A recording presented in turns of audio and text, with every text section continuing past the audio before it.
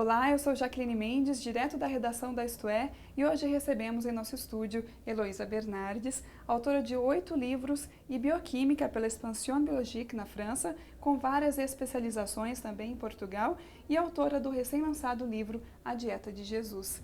O seu livro traz segredos da Bíblia para uma alimentação saudável na atualidade. Como foi essa ideia de trazer o cardápio de Jesus para os nossos dias, Heloísa? Olha, na verdade, eu iniciei escrevendo sobre Pompeia. Pompeia teve um evento, que foi o Vesúvio, que cobriu um vulcão que teve em erupção 36 anos depois da morte de Jesus e que cobriu Pompeia com cinzas. E ao fazerem as escavações, tem 10 anos mais ou menos, eles descobriram que tinham 36 padarias em funcionamento na hora do Vesúvio. O pão era amassado e triturado numa pedra e depois moldado numa pedra quente. Então era como se fosse hoje o pão árabe, né? Teve um mestre Cuca que se especializou só na comida na época. Então foi a Pompeia, fiz uma entrevista com ele.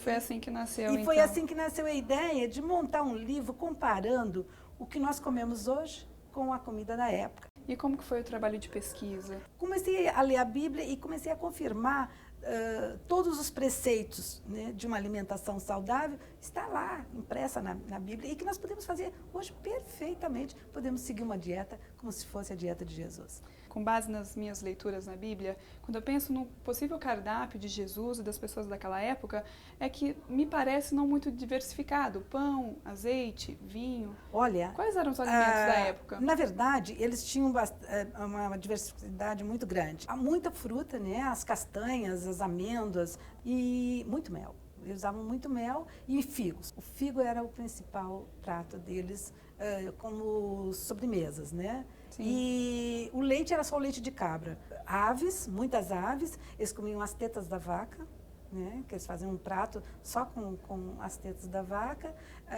e eles comiam o fígado das andorinhas, né? E eram umas coisas bem assim curiosas. Fugindo das coisas curiosas, sobre o pão nosso de cada dia, né? Sim. Qual a diferença do pão da época? Você já disse uma coisa, era mais duro, enfim, mas especifique mais as diferenças entre o pão que a gente tem hoje, que a gente compra na padaria. Bom, por uma que tem o fermento, né? Nós comemos fermento, nós também fermentamos, né? O pão da época tinha 500 miligramas de magnésio. E o nosso hoje, depois refinada, a farinha, o trigo refinado, tira todo o magnésio. Quer dizer, hoje em dia uma fatia de pão não tem nem 50 miligramas. E eles tinham 500 miligramas, né? Assim mesmo, hoje, eu acho que o pão tem um pão e o vinho tem um papel bem importante, né? O vinho estimula a serotonina, neurotransmissora do prazer.